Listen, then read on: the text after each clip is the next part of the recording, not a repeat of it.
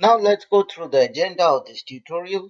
In this tutorial, we are going to discuss what is an ABAP query, how to build an ABAP query, how to generate a program from ABAP query. This portion is important because when you generally the ABAP query, you want to generate it for yourself, but you want to share it with other users. You can generate a program from a ABAP query.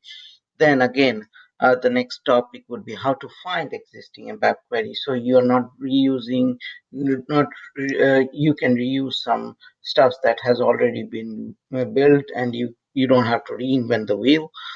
Then is the best practice for ABAP query, where which will cover when you need to create an ABAP query, what are the steps you need to follow before you create an ABAP query.